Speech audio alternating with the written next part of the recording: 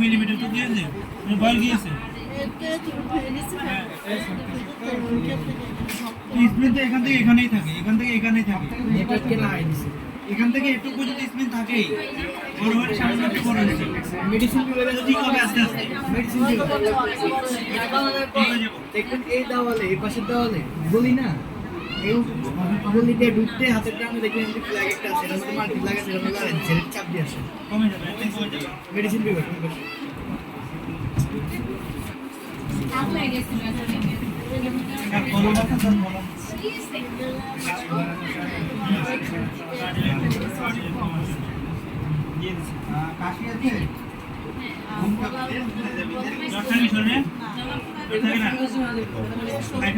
পায়খানা কোনো কষ্ট হয়